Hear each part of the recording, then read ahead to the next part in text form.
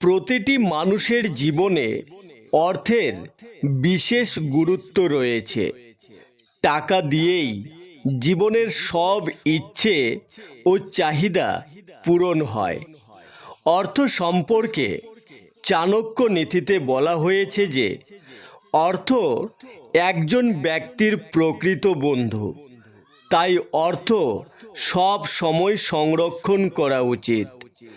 যদি চান যে আপনাকে জীবনে কখনো অর্থের জন্য চিন্তা করতে হবে না, তবে আচার্য চাণক্যের এই কথাগুলি সর্বদা মনে রাখবেন। চাণক্য বলেছেন, অর্থ কামাতে মাথার ঘাম পায়ে ফেললে হবে না। চাণক্যের বলা এই 5টি নীতি মাথায় রাখলে অনেক উপকার পাবেন।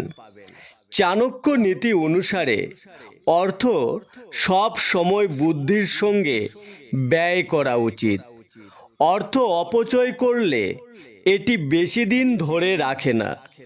অনর্থক ব্যয় না করে সম্পদ সঞ্চয়ে মনোযোগ দিতে হবে।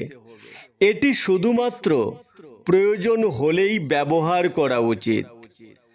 যদি জীবনে প্রচুর অর্থ উপার্জন করতে চান, তবে লক্ষ্যে মনোনিবেশ করুন।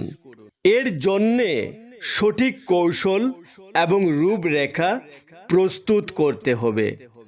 চাণক্য নীতি অনুসারে যেখানে কর্মসংস্থানের উপায় রয়েছে, সেখানেই সাফল্যের সম্ভাবনা।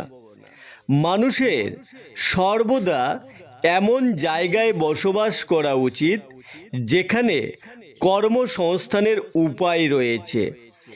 এমন লোকেদের পরিত্যাগ করা উচিত যারা সাফল্যকে বাধা দেয়।